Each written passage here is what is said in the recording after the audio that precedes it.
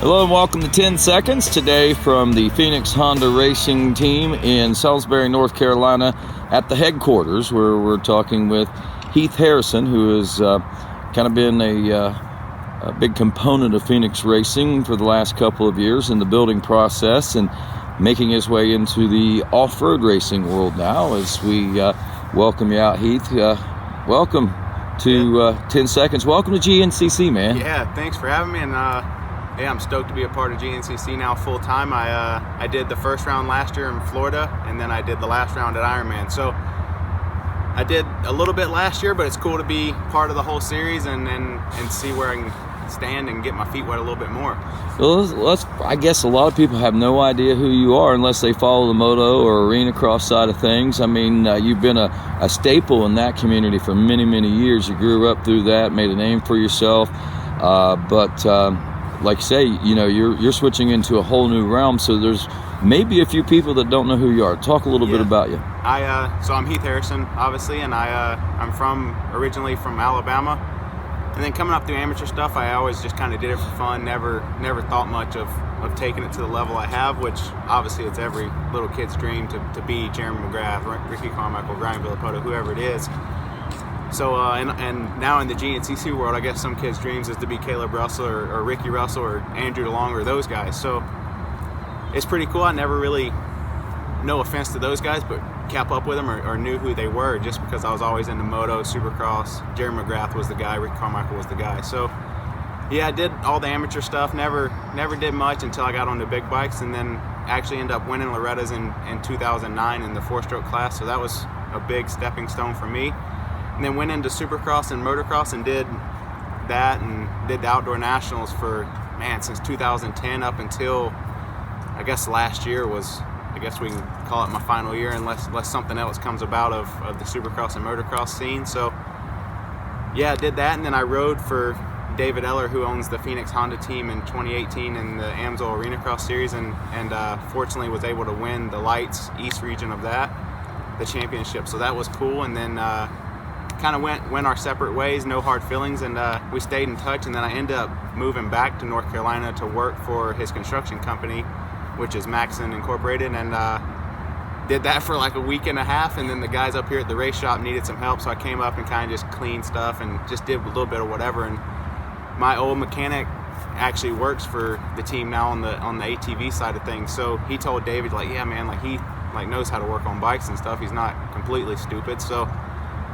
I came up here and did that and just helped out a little bit, whatever they needed help with. And then David asked if I wanted to stay full time up here. I'm like, yeah, of course. Like, I'll be around dirt bikes. Like, who wouldn't take that up? You know what I mean? So that's where it started. And then I guess, 5-6 months ago, he asked me if I'd be willing to do GNCC race. I'm like, obviously I've never did it, and then I wasn't going to turn down that opportunity either. So I agreed to it, and we shook hands, and now we here are today.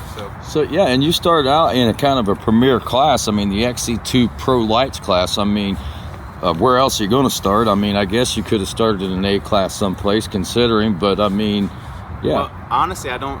Since I've made Supercross mains and gotten top 10 in those, I don't think I could have unless I race the morning class, but then it's not a points paying class. Right, I got you. It was either XC1, XC2, or XC3. So have you thought about the XC3 class by any chance? I'm a bigger guy, so I haven't. Honestly, I haven't. Just being a bigger dude. And actually, in Florida last year, I raced XC1 just on my own, and that's where I whole shot it, and then went 0 to 0 real quick once we got into the trees. So this year I kind of met in the middle, and David and I decided on XC2, and that's what I raced at Ironman, was XC2, where I got, I think, 8th in class and 23rd or 24th overall. So it fits me a little better. I'm not so whiskey throttle as I am on the 450 in the woods. So for me learning, I think it's the smarter decision. Well, that's cool, man. That's really good. Now, you know, I've seen a lot of guys make the transition from motocross to GNCC. There's been several, and there's something different about the off-road world than what there is in the moto world, I think. Yeah, there's a lot different. The moto and like supercross world's all glamour and trying to be fancy and lots of egos in Supercross, and where you come to the GNCC world or the off-road side of things, I feel like, not that guys aren't competitive and want to look good, but it's more of whatever it takes to get the job done. Like you and I were just talking in the shop there at wire tying nuts and bolts, like putting extra protection on, whatever it takes to get through the 3-hour race is what they'll do. Whereas Supercross and outdoors, they're drilling holes in skid plates, they're lightening the bikes up as much as they can. So it's quite a bit different, but I think it suits my style more, being from Alabama, so I get along with the rednecks, so it's pretty fun. Nice, that's good, and you do seem to fit in very nicely and well with the crowd and stuff like that, and the guys that are racing. I mean, you seem to have a really good camaraderie with the whole Phoenix crew from what I've been able to see. Yeah, it's pretty cool. Like I said, my old mechanic actually works up here on the ATV side of things, so he and I get along, and then Wayne and the other mechanics in there, Wayne, Gino, Neil, all of us get along great. And then with the riders, it's just a friendship at the races. Obviously, like John Johnson and I are in the same class, so it's pretty cool to pick at each other of we're gonna put each other in the trees or whatever it is. So make little bets on getting hole shots and stuff like that. So it's fun. That's cool. Fun. And you're proven hole shotter. So yeah, that's actually was my joke this weekend. John told me, he said, "Ain't no way you're gonna hole shot me." I said, "My percentage of hole shot rate's way better than yours." I said, "I may only did 2 races, but I hole shotted one of them." You're batting 500, are you? Yeah, exactly. So it's pretty cool. He's obviously the better woods rider than the two of us, and so it's pretty cool. I can learn from those guys when I go ride from them, and then they can also learn a little bit from me, I hope, from if we go ride moto or whatever it is. So we bounce back and forth of helping each other, and I think it's pretty sweet. Talk about this weekend's race. I mean, this is your first full season. I know there was a lot of work, a lot of preparation. The season starts early, you know, for off-road, so getting everything ready to go, I'm sure in the shop was tough, and then getting there and trying to get into the mind frame of being a rider, aside from being a bike prepper, you know what I mean? I mean, you had to switch positions there, it seemed like. And it's honestly been a lot tougher than I thought when I took on being the head GNCC mechanic, building all 4 bikes and prepping them for the races. So that was kind of my main focus as David and I agreed to racing, let's just have fun, and it is what it is, and hopefully I can put in some solid results for myself and for the team, and make Honda and Phoenix Racing look good. And that's kind of where we're at, where it's just let's have fun with it and put on a good face and have a good showing as a team in whole. And it's been a lot tougher than I thought. I haven't got to ride as much as I would like, and no excuses, I guess. That's partially my fault, but then also with the team doing the Kicker Arena Cross series, I've been going to those as well, mechanicking for Kyle Peters, and so it's been tough trying to balance everything, but I feel like I'm doing okay with it, and hoping to build each weekend and get the race pace going, and try to build my fitness a little bit each weekend. And if I can just improve every weekend, then I'm happy. What was your first race? I mean, let's get the blow-by-blow experience. So you joke around about it, you're down there on the line, man. I mean, you know, Ricky Tyree waves the blue flag, 30 seconds, the engine goes silent. Let's go from there. From this weekend or from my first one? No, from this past weekend. From this past weekend night. So whatever, the green flag goes for XC1, we all do the practice start. I'm hyped up at this point. CRF 250RX started unbelievable. So then we shut them down, and we get the 10-second warning, and then man, dude, the nerves were real. So I ended up not getting I got a horrible start, and then made it probably 15-20 minutes into the trees, and I had caught up to I want to say 7th or 8th in my class, so which I thought was pretty solid if I could just stay there and just kind of be consistent. And then the arm pump and all that set in from not being able to ride, so it made the racing tough. And then my preparation as far as eating and diet and all that wasn't ideal, so I started cramping, and then it was a long 3 hours. So. Learned a lot, I imagine, during that 3 hours too. Did you know? A whole lot, and luckily for me, one of the guys, Grayson, that races the ATVs, he's big into fitness and nutrition and all that stuff. So I've been talking with him a bunch, and then preparing for round 2. I think just as far as the preparation and the nutrition will be night and day difference, which obviously I won't be able to ride much between now and then. It's only a 2-week break, 1 weekend off. So every little bit I can do at this point is going to be better than where it was at, I think. What was the finals results for you this past weekend? Man, I don't know overall. I think maybe 22nd, 23rd in class, and there was 25 of us, so not good at all. But we, like you said, we learned, and sometimes you got to learn from your mistakes. And it's funny. I heard you guys talking earlier. I mean, you were talking. You developed a relationship with your Camelback over the race. Yeah, it's crazy, man. I guess the straw on the Camelback was too long, and I didn't have it tied up right. I don't know. Maybe it was just a rookie mistake, I guess. And every time I'd stand up and get over the front of the bike, the Camelback straw would hook the throttle cables or the front brake line, whatever it was, and I couldn't sit down. Man, people probably thought I was crazy because I was full-blown hollering in the trails and not at anybody, just at myself and the Camelback. Man, it was pretty frustrating because every time I tried to sit down or whatever it was and get on the back of the bike, I was hooked to the front like a fishing line. So it's funny, the little things that I like, as obviously a moto supercross guy, like you don't know those things. So it's trial and error. Sometimes you learn from mistakes and it's not the way you want to learn, but sometimes it's the best way, I guess. You don't forget them then. That's for sure. Well, I'll tell you what, stick around. We're going to take a break here on 10 seconds, and then we'll be back. And speaking of mistakes and learning curves, we're going to talk about the rear brake issue on Andrew DeLong's machine. And why do you say that? Well, you'll find out when we come back here on 10 seconds.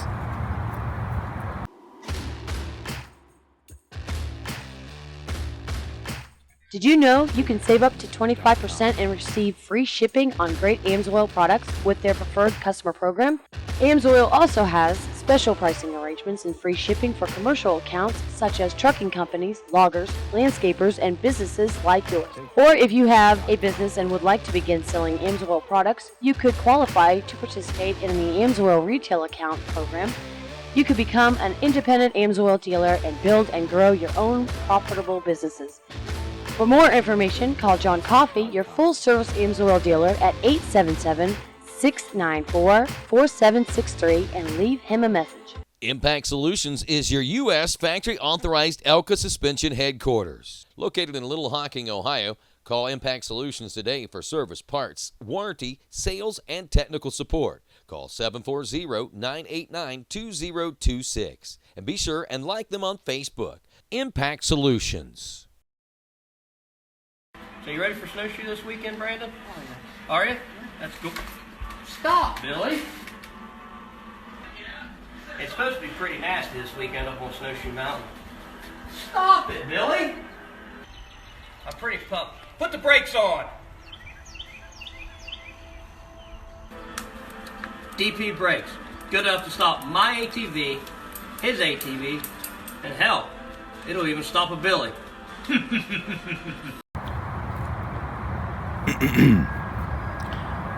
Ready? Ready. Welcome back to 10 Seconds here in Salisbury, North Carolina at the Phoenix Honda Racing headquarters. We're talking with Heath Harrison, former moto guy, now GNCC XC2 Pro Lights hopeful. And, of course, he also was the bike guy, the mechanic, I guess you could say, the guy that preps the machines before the GNCC, so he does kind of double duty. Before the race, he's a mechanic. During the race, he's a racer. So, like I say, two hats to wear out there. And, you know, I don't want to call it this, but I mean, this is about the way that folks are interpreting things. The rear brake debacle that Phoenix had in their changing of the rear brake. And unfortunately for you guys, Racer TV happened to be down there and see what was going on. First and foremost, let folks know what was going on. What happened? Why was Andrew in the pits in the first place? Unfortunately, like you said, we did have a brake failure, and whether it was due to a rock hitting up and kicking the banjo bolt loose, or whether it was on my part or whatever the deal was, he had to pull in. He lost brakes, I believe, on lap 1. I'm not real sure what lap he pulled in, but lap 1, I believe he was in 4th or 5th, so he was riding really good up until then. And yeah, I don't know if it was a rock kicked up or what caused the issue, but one of the banjo bolts did come loose, and then obviously had no brake pressure, or rear brake at all. So he pulled in, and then like you said, obviously I was out racing, so I had no idea any of this was going on. But the crew back at the trailer got the brake changed out, whole brake system, rear wheel, whole 9 yards. So I saw some of the guys and comments commenting that it was the worst tire swap of all time, and that wasn't the case. It wasn't just a tire swap. They had to change the whole brake system, brake pedal, the whole 9 yards. So there was quite a bit more into it than I guess. Yeah, I mean, people have been relentless on that. Yeah, and it's unfortunate that it went that way, but it is what it is at this point, and we'll be better as a team next time to not let that happen, and put some security on the banjo bolts with some wire tie and stuff like that. And like I said, it's unfortunate that it happened, and just to clear things up, it wasn't just a rear wheel swap, because obviously the guys would have got it done a lot quicker than they did. It was a whole brake system, everything. So yeah, unfortunately it happened. Yeah, and there's things, I mean, people, you got to understand, you got to take other things loose to get to the brakes. Yeah, and exactly. There's a lot of bolts that have to come loose, and things could have went better and smoother, but when you're in that big of a panic and rush, obviously things don't go quite as planned and that's part of the inexperience of, I mean, most of you guys are kind of new to the off-road side of things. Pretty much all of us are new to it, except for obviously Andrew and then the two Johnson brothers. So it's a learning curve, and like we keep saying, learn from mistakes or whatnot, and I think that was part of the learning curve. Just hit us with all the curves you can at first, and it'll be better down the road. Yeah, and I think that was one of the things. I mean, that is one of the things we were laughing at, because I was in there and you were putting the wire on the nuts. You said that's not going to happen again. yeah, we're going to try to prevent every failure we can, and hope for the best. But it is what it is. It happened, and we're moving on. Man, how tough is it for you to have to go from an off-road setup to sometimes having to set up arena cross, supercross, motocross bikes? I mean, because there's a huge difference. Like you said, I mean, we were talking in there. I said it's not about putting titanium bolts on these things, huh? Weight. You're adding weight to it or something, and actually, weight's not a bad thing in off-road. Where the other direction in motor, it's a totally different thing in motocross and supercross. Yeah, not at all. And it's honestly going to the arena crosses to help Kyle. That's easy for me to do, because I've been there. I know what the guys like for the most part, and I know how that bike should be prepped for the most part. But the hard part for me is the GNCC stuff, whether it's like putting on Moose Racing shark fins under the brake rotors, or like the P3 skid plates, whatever it is. Like you add so much more protection and safety on, or not necessarily safety, but more protection on the GNCC bike than you would, say, a supercross bike, where you're trying to make it as light as possible, and you're also only racing for 15 minutes at the most on a supercross bike. So do you think racing, you think it's going to help you on both ends of things? I mean, obviously understanding what the rider is experiencing out there and what the bike needs. I mean, you think that's going to be a big advantage? It helps me understand what they're trying to explain when they come off after the race, and it helps whether I'm winning or in last. You know what I mean? I still get to see what the trail is like. I get to experience that firsthand. And I think that helps me, because then they can explain to me what mile marker they were feeling like the bike kicking, or whatever the problem was or issue is. So that part of it, I think, is good for me to be out in the race with them. Then obviously you have the downfall of me not being in the pits if something does happen. So it's a toss-up on what you think's right or wrong, but I think there's good and bad in all of it. So I agree with you. I see both sides of that. I mean, it would be nice to have you there, I'm sure, but if you get your job done right, you know what to do. There won't be a reason necessarily maybe for you to be there. Obviously, off-roads, inherently, there's something going to go wrong all the time, but these guys, I mean, you know how to educate these guys a little better, too, in preparing for that. Yeah, and it's easier for them to explain it to me, because they know I was out there. They know I know where those sections were, or whatever the case may be. So, like I said, I think there's good and bad in both, but I think majority of it's good. No, I know you're doing a lot of the prep work and the motor work and different things like that. What about suspension? Are you handling the suspension? No, I don't handle anything internally on the engines or suspension. So Custom Access does all of our suspension on the off-road side of things. And then Tom Alaska and Gino Aponte, which Gino's in shop here, do all the internal of the engine stuff. So I'm pretty much just prep parts guy. changer. Yeah, prep stuff, cleaning. But that is as important as anything, Yeah, and you're exactly. finding that out probably. Yeah, because the whole brake issue, that was part of the prep job. So there could have been ways to prevent it, and we're making that change for next weekend. Has anybody given you any solid advice or come up and said, hey, or give you a call and said, this right here might help you guys out next time? Has anybody offered anything like that? Or have they just all offered criticism? Yeah, pretty much all criticism. And Andrew, he knows quite a few guys from in the off-road world just from being in it so long. So he's able to reach out to other guys, and he'll call me and like suggest things, and then so his knowledge helps me even with the mechanic side of things. So. And that's another point right there. What about Andrew? How was Andrew? What did he say after the race? It was pretty quiet at first, but then, like anything, it's in the past, and we got to move forward as a team and work. So he together. was pretty frustrated. Yeah, I believe so, because I didn't get back until obviously way after he did. But yeah, he was frustrated, but it's understandable. I would have been myself if I was in his position. So I apologize, and we went on our way, and things are good now. I guess that's good. I assume and figured that that's the case. Some lesson learned. That's for sure. We're all adults here, so let's not be. And ultimately, you have one common goal. You know what I mean? Exactly. So, and it's not like it's going to bash myself, but it's not like I'm battling them for positions. So yeah, for them, it's I'm still the mechanic at that point, I guess, and I'm just out there on the track. Yeah. Do you ever see a point or a race or something where you might say, okay, maybe it'd be better if I set this one out and dedicate myself to this? Last weekend. No,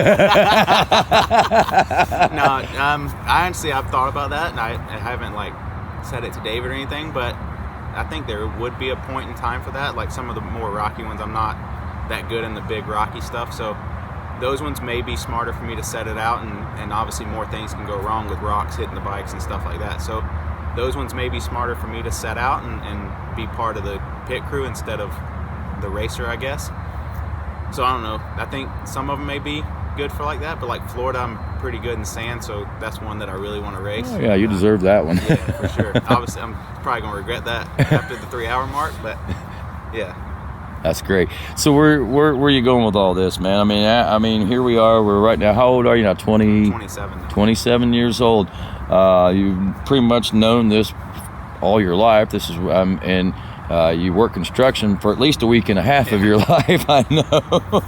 Yeah. So what? I mean, is this something that you're going to be doing for a long time? I mean, is racing, and that's where you're at, huh? Yeah, I think I'm here for the long. I don't know if I'll be racing pro stuff for that much longer. I'd like to do like 25 plus, and then hopefully Phoenix Racing Honda turns into more than what it is now, and I'd like to do like 25 plus amateur like moto stuff.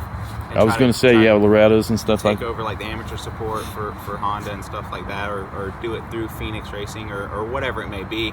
But I don't necessarily see myself getting out of the racing side of things, as whether I'm racing or mechanic or whatever the job title may be. I'm down to help and do whatever it takes. So awesome. Anything that you want to pass along that we haven't talked about? Any questions that you want to answer that I haven't asked, or somebody else? I think we about nailed everything. Obviously I haven't.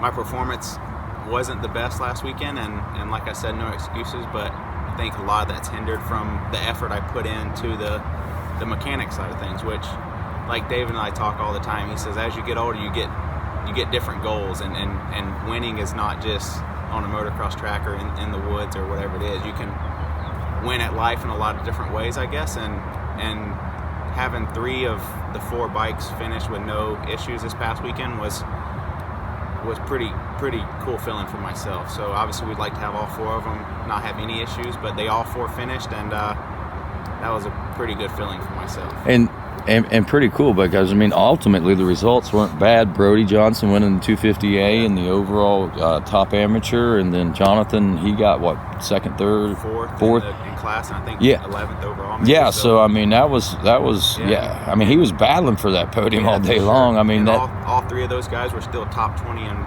overall, so that's pretty cool in my eyes. Yeah. do Job the well done, Heath. Yeah. You know what I mean? Job well done. Finally, somebody says it. No, I'm just Well, I'm going to let you go, bud, but thanks again for being on oh, here. yeah. Thanks for having me. All right, that's Heath Harrison. This is 10 Seconds.